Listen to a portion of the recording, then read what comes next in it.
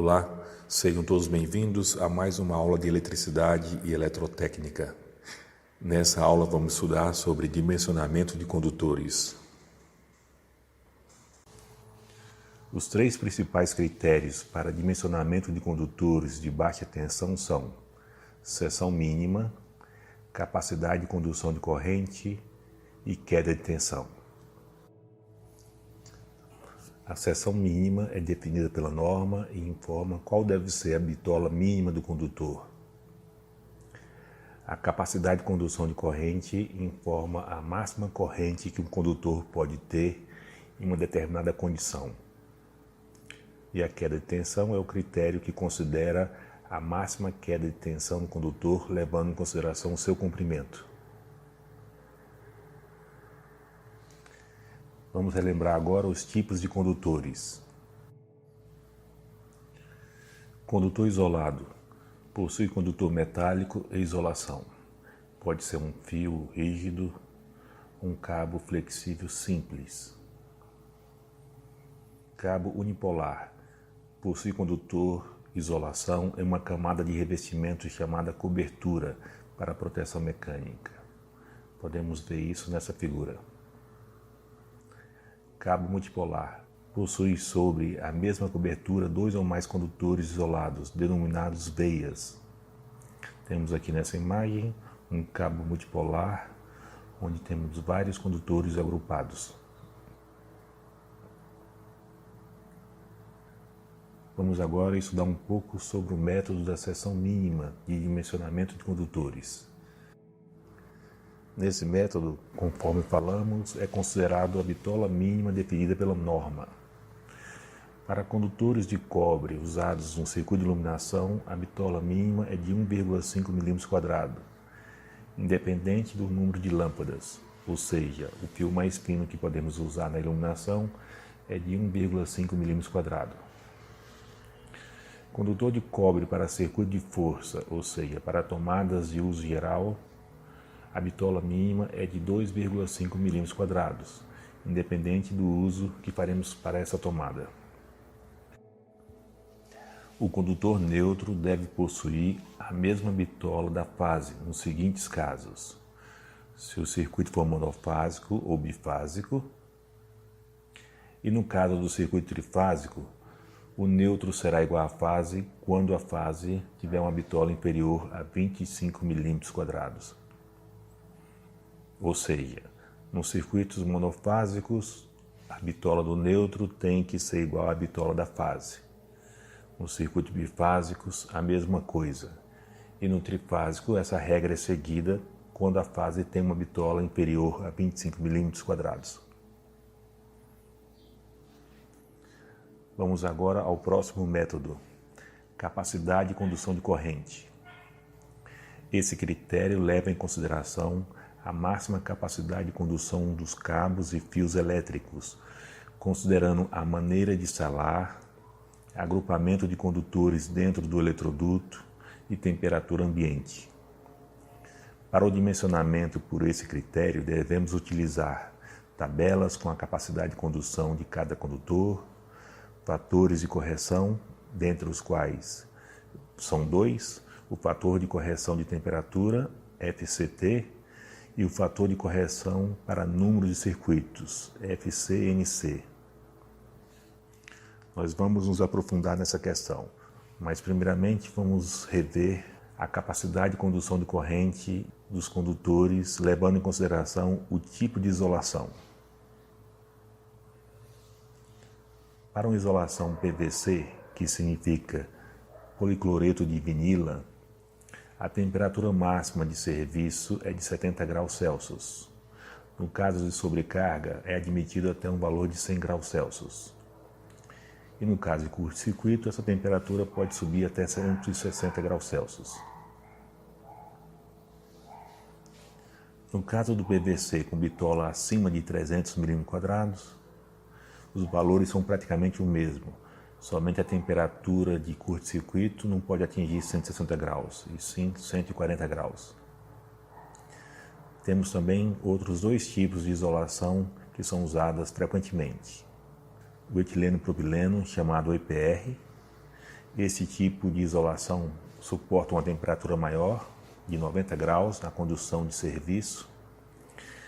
Também suporta 130 graus no caso de sobrecarga e 250 graus Celsius no caso de curto-circuito.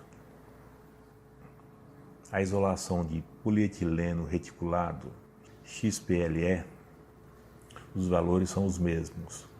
A temperatura máxima de serviço é de 90 graus, de sobrecarga 130 e de curto-circuito 250 graus. Para o dimensionamento pelo método da capacidade de condução de corrente, temos que considerar o método de instalação. Ou seja, esse condutor estará embutido na parede, no piso, será um condutor aparente, estará em uma via aérea ou estará sobre o solo. Dependendo da forma de instalação, os seus valores serão alterados. Vamos então recapitular esse método pela leitura do slide. Método de instalação. Definir parâmetros de instalação. O método de instalação influencia a capacidade de troca térmica entre os condutores e o ambiente, alterando a capacidade de condução de corrente dos condutores. Exemplo de instalação. Os condutores podem ser instalados em eletrodutos ou bandejas. Os eletrodutos podem ser embutidos em alvenaria ou podem ser aparentes. Aparente significa que ele está fora da parede.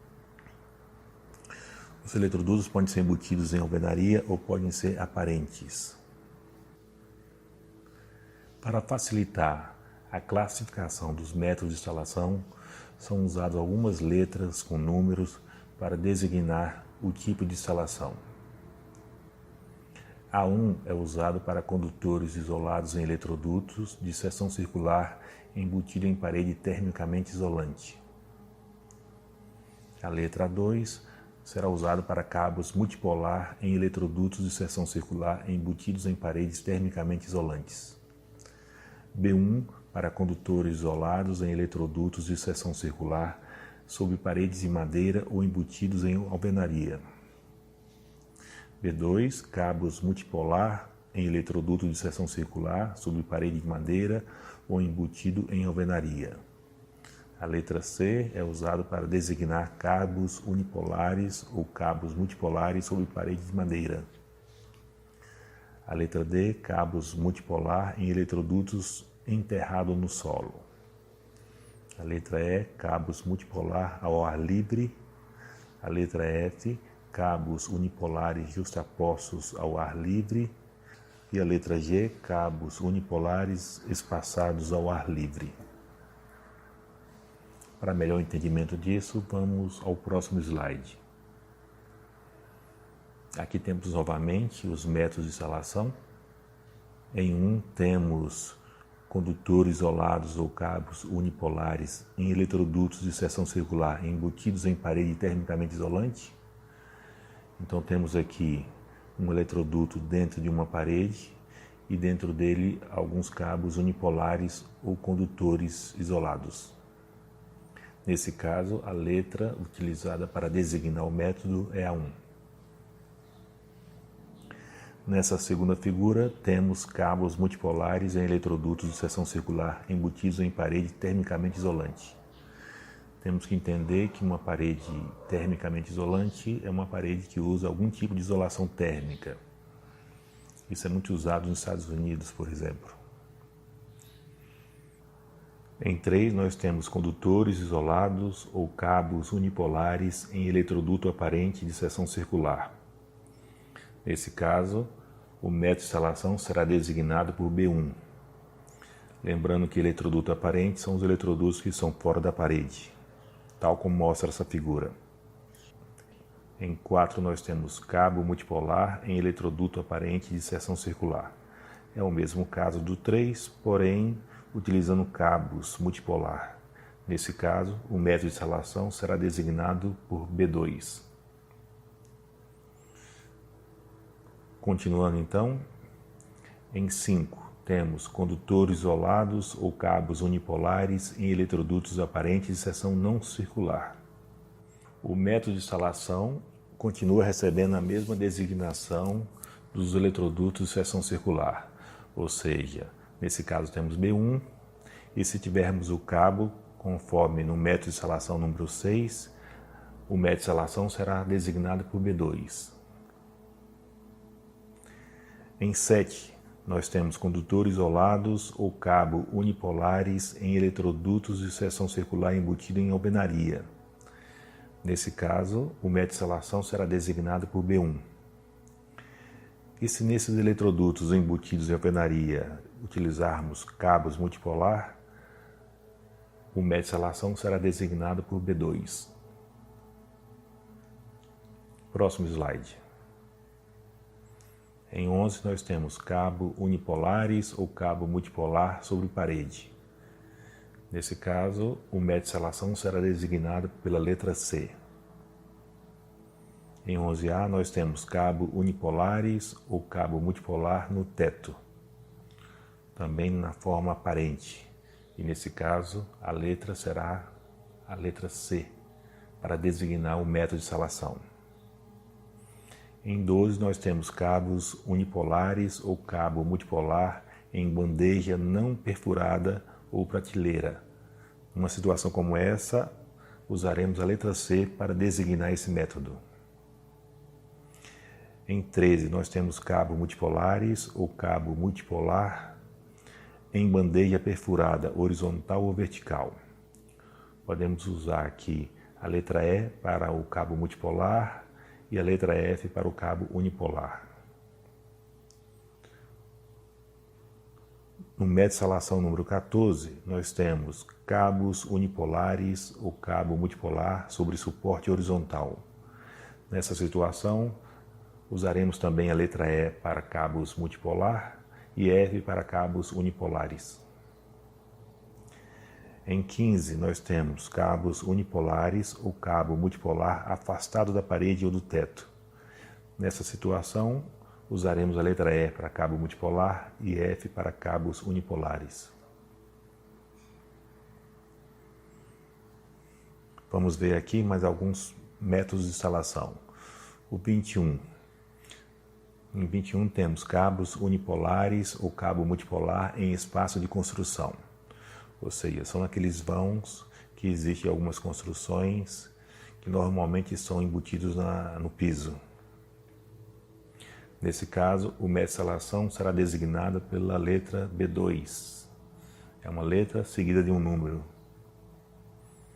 Em 22 é uma situação parecida, porém nesse caso nós temos condutores isolados em eletrodutos de seção circular em espaço de construção. Ou seja, dentro desse espaço de construção foi utilizado um eletroduto circular. O resultado é o mesmo. Iremos designar esse método de instalação pela letra B, seguida do número 2, B2. 23. Cabos unipolares ou cabo multipolar em eletrodutos de seção circular em espaço de construção. Ou seja, aqui temos cabos multipolares dentro de eletrodutos que são embutidos dentro de um espaço de construção.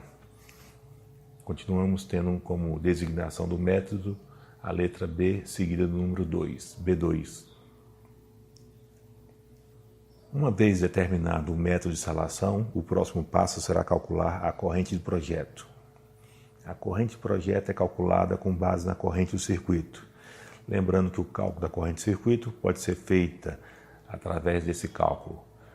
Potência ativa, se for um circuito monofásico, dividido pela sua tensão, multiplicado pelo fator de potência. Ou potência aparente dividida pela tensão do circuito. Qualquer que seja o cálculo aqui, teremos então o valor da corrente do circuito, calculada ou a partir da potência ativa ou a partir da potência aparente. Uma vez determinada a corrente do circuito, podemos agora calcular a corrente projeto, que normalmente tem um valor maior, e o seu valor é calculado dividindo a corrente do circuito pelos fatores de correção. O primeiro fator é o fator de correção de temperatura e o segundo fator é o fator de correção do número de condutores, ou número de circuitos. Nesse próximo slide, nós temos aqui duas tabelas que nos permitem obter os valores desses fatores. No caso da temperatura, Cada temperatura seja de 30 graus, o fator de correção é unitário, ou seja, é como se ele não se aplicasse a esse caso, tanto para os cabos com isolação PVC, ou de EPR, ou XLPR. Porém, se a temperatura ambiente for maior ou menor, temos que aplicar um valor de correção. No caso do PVC, com temperatura de 35 graus, o fator de correção é igual a 0,94. E se tivermos um cabo com isolação EPR, o valor é de 0,96. Nessa segunda tabela, nós temos o fator de correção do número de circuitos no trecho mais ocupado. Se no trecho mais ocupado tivermos, por exemplo, 3 circuitos independentes, o fator de correção do número de condutores será igual a 0,7. Uma vez determinados esses fatores e calculada a corrente projeto, estamos prontos para calcular o valor máximo da corrente que o condutor suporta. Nessa tabela aqui, nós temos a informação das correntes e das bitolas dos condutores com isolação de PVC, considerando que a temperatura máxima é de 70 graus, conforme já olhamos em outra tabela, e que a temperatura ambiente é de 30 graus e a do solo 20 graus. Caso a temperatura ambiente não seja de 30 graus, basta aplicarmos aqui nessa tabela a corrente de projeto que foi calculada no item anterior. Digamos que a corrente de projeto tenha sido igual a 10 amperes e o módulo de instalação seja designado pela letra A1 e que o nosso circuito seja monofásico. Temos que buscar aqui nessa coluna que mostra esse método de instalação para 2 condutores carregados a corrente de 10 amperes. Vemos aqui que temos os valores 7, 9 e 11. Como 9 é inferior a 10, vamos optar pela escolha do valor de 11. É como se a corrente projeto fosse de 11 amperes. Nesse caso, a bitola do condutor deverá ser de 1 milímetro². No outro caso, vamos considerar agora que a forma de instalar corresponde a B1, que seria, por exemplo, fios embutidos em um eletroduto numa parede de alvenaria, e vamos considerar que a corrente seja de 40 amperes e o circuito monofásico. Então estaremos buscando nessa coluna essa corrente de 40 amperes. O que vemos aqui é que o valor mais próximo é de 41 amperes. Tem que ser um valor imediatamente superior ao valor da corrente projeto. Para essa corrente de 41 amperes, a bitola do fio deve ser igual a 6 milímetros². Se o tipo de isolação que estivermos usando não for de PVC e sim de EPR ou XLPR, temos que utilizar essa outra tabela. É uma tabela semelhante à anterior, onde nós podemos considerar aqui os métodos de instalação por essas letras. Aqui temos circuitos monofásicos e aqui circuitos trifásicos. Se o nosso circuito for monofásico, nós vamos consultar nessa coluna de 2 condutores carregados. E se for trifásico, de 3 condutores carregados. Uma vez designado o método de instalação e a corrente projeto, nós podemos, através dessa tabela, obter a seção mínima do condutor pelo método da máxima capacidade de corrente. E é isso que nós faremos no próximo exemplo.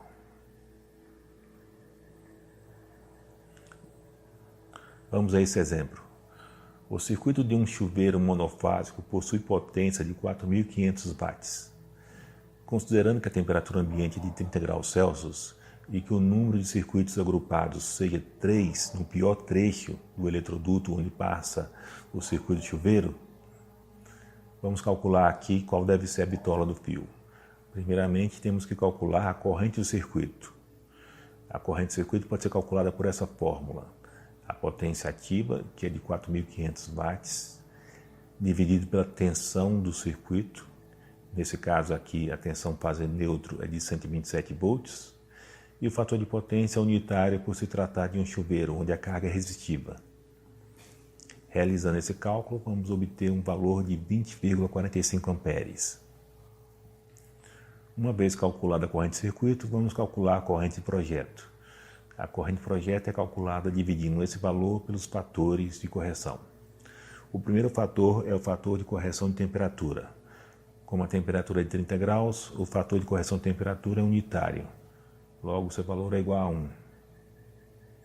Considerando aqui, de acordo com os dados do exercício, no piotejo temos 3 circuitos agrupados. Então, consultando essa tabela, considerando 3 circuitos agrupados, o fator de correção é igual a 0,7.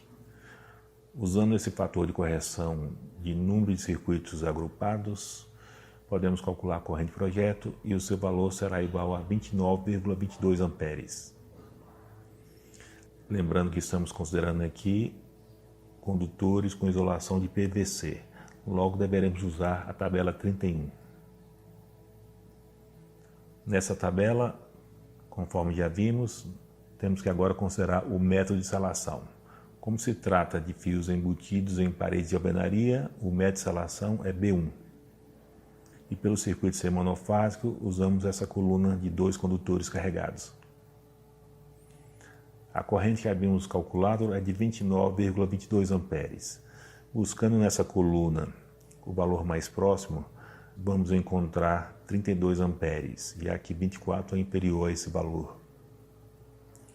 Para 32 amperes, a bitola do fio deve ser igual a 4 milímetros quadrados. Logo, no caso desse chuveiro, a bitola do condutor deve ser de 4 milímetros quadrados. Vamos ao próximo exemplo. Um circuito de iluminação formado por fios com isolação de PVC possui uma potência de 2.200 watts e tensão de 127 volts fase neutro e passa no interior de um eletroduto embutido na parede juntamente com outros 2 circuitos. A temperatura ambiente é de 35 graus. Determinar a seção do condutor com isolação de EPR. Primeiramente, precisamos calcular a corrente do circuito. Esse cálculo é feito dividindo a potência ativa pela tensão, considerando o fator de potência unitário. Teremos então 2.200 watts dividido por 127 volts, o que nos dá o valor de 17,3 amperes. O próximo passo é calcular a corrente de projeto. A corrente de projeto será a corrente do circuito dividido pelos fatores de correção de temperatura e de agrupamento de condutores. Vamos ao próximo slide para obter os dados dessas tabelas. No caso do fator de correção de temperatura, FCT, estamos considerando que a isolação é de EPR e que a temperatura é de 35 graus. Nesse caso, o fator de correção será de 0,96, conforme mostrado aqui. Como o exercício nos informou que esse circuito se encontra dentro de um eletroduto com mais outros 2 circuitos, temos um total de 3 circuitos. Considerando 3 circuitos nessa tabela, o fator de correção será igual a 0,7. Utilizando esses fatores de correção, teremos então que a corrente de projeto será igual a 17,3 amperes, que é a corrente do circuito, dividido por 0,96, que é o fator de correção de temperatura para o cabo EPR, e 0,7, que é a correção feita levando-se em consideração o número de condutores agrupados, o número de circuitos agrupados. Realizando esse cálculo, teremos então um valor de 25,7 amperes.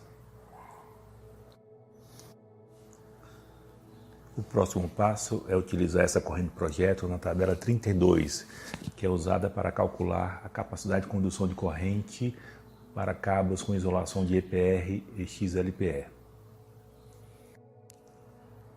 Vamos considerar que a fórmula de instalação ou método de instalação é B1, que se refere a eletrodutos embutidos na parede de alvenaria. Temos então um circuito monofásico formado por 2 condutores. A corrente, conforme vimos, é de 25,7 amperes.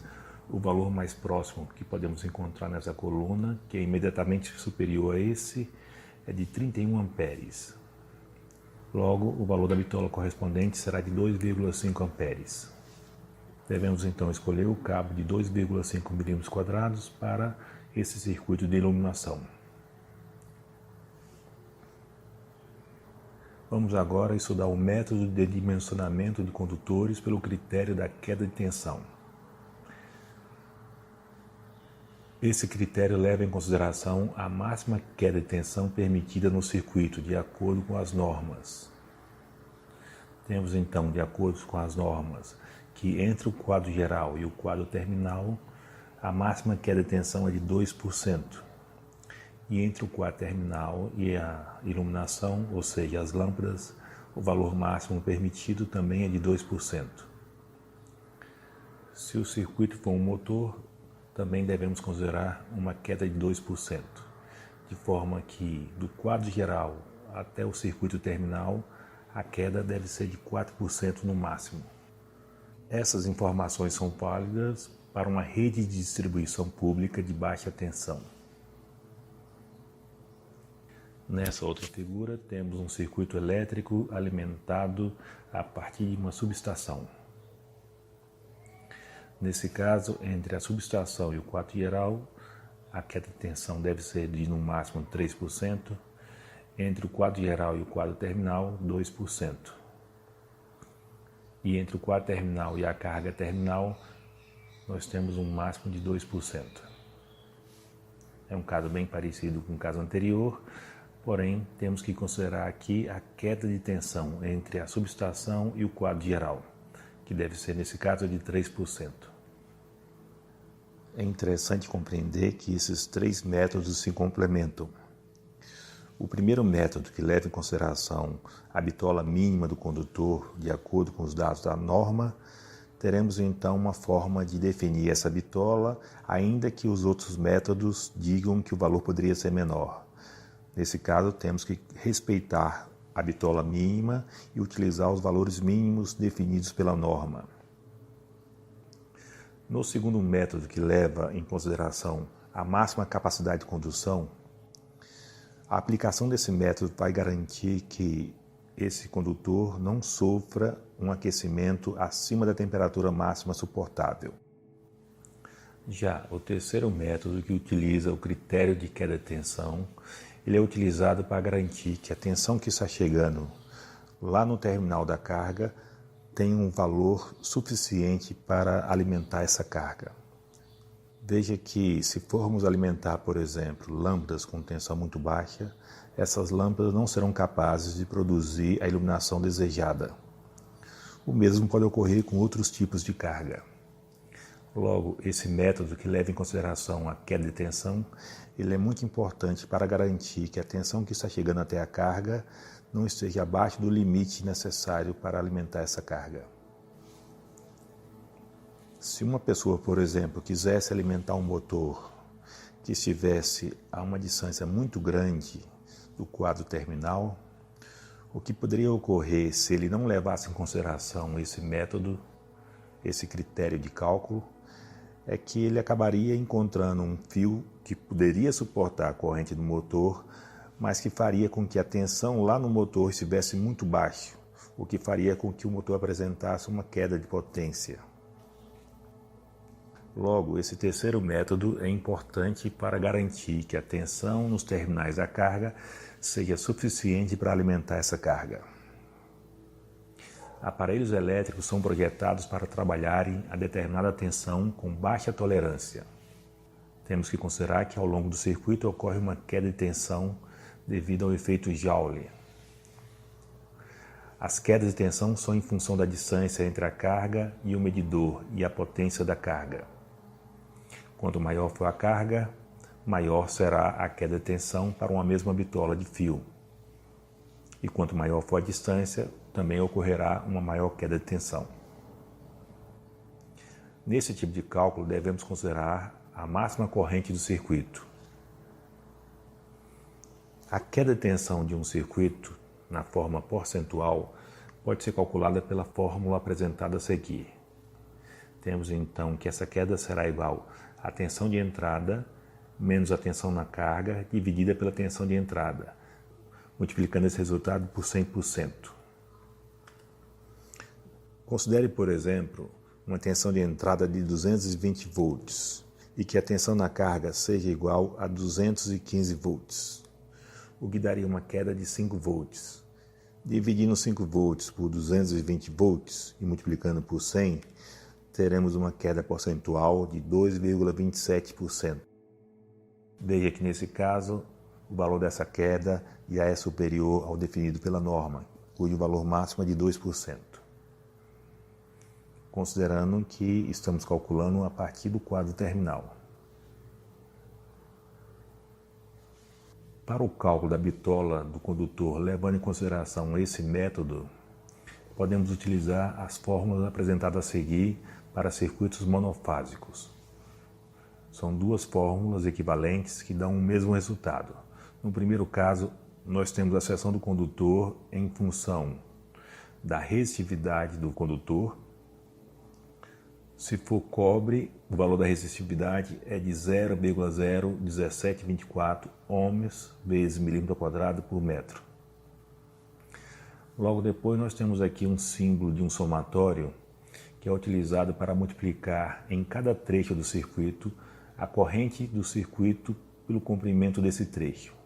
Se tivéssemos um circuito cuja corrente fosse a mesma ao longo de todo o seu comprimento, teríamos apenas o produto dessa corrente pelo comprimento. Porém, como existem derivações, esse cálculo deve ser realizado considerando o trecho. Em um certo trecho, a corrente pode ser diferente e temos então que considerar essa corrente multiplicada pelo comprimento do trecho. Ao fazer essa multiplicação de 200 vezes a resistividade vezes esse produto entre a corrente e o comprimento do trecho, devemos agora dividir o valor pela queda de tensão que devemos considerar nesse trecho, vezes a tensão fase neutro. Realizando esse cálculo, vamos obter a seção do condutor necessária para produzir essa queda de tensão. Esse cálculo de cima pode ser realizado não mais em função da corrente de circuito, e sim em função da potência aparente, representada pela letra S. Nesse caso seria um cálculo idêntico, porém temos que lembrar que a corrente é igual à potência dividida pela tensão. Substituindo o valor da corrente como sendo S sobre V, teremos agora 200 vezes a resistividade, vezes o produto da potência aparente, vezes o comprimento, dividido pela queda de tensão percentual, vezes a tensão fase neutro elevado ao quadrado.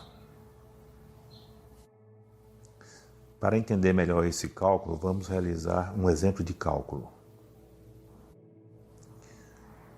Vamos ao exemplo. Cálculo da bitola mínima do condutor pelo critério da queda de tensão para o circuito do chuveiro de 4.400 watts, alimentado por uma tensão de 127. Considere as instâncias no diagrama unifilar abaixo. Temos aqui nesse diagrama o quadro terminal. Logo depois temos um ponto no teto, uma caixa de passagem, que está a uma distância de 3,6 metros. Em seguida nós temos um outro trecho cujo comprimento é de 4,2 metros. E finalmente, no último trecho de 3 metros, chegamos até a carga terminal onde se encontra o chuveiro. Para o cálculo da seção mínima do condutor por esse critério, vamos utilizar essa fórmula. 200 vezes a resistividade, vezes o produto da corrente pelo respectivo comprimento do trecho, dividido pela queda de tensão admissível no circuito, vezes a tensão fase neutro. Poderíamos também realizar esse cálculo usando aquela fórmula equivalente que já mostramos, que está aqui mostrada nesse lado. 200 vezes a resistividade, vezes o produto da potência aparente, vezes o comprimento do circuito, dividido pela queda de tensão, vezes a tensão fase neutro ao quadrado. Utilizando então essa segunda fórmula, que está mais adequada ao nosso cálculo, teremos então 200 vezes a resistividade do cobre, cujo valor é de 0,01724. Veja que em todo esse trecho a potência que flui é a mesma, então teremos 4.400 watts OVA, já que o circuito de um chuveiro tem uma potência ativa igual à potência aparente. Então teremos então essa potência multiplicada pelo comprimento do trecho, 3,6.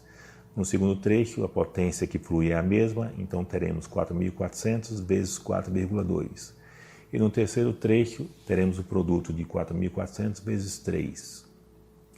Vamos dividir o valor pela queda de tensão admissível entre o quadro terminal e a carga, que é de 2%, e a tensão do circuito fase neutro, que nesse caso é de 127 volts, que deve estar elevado ao quadrado.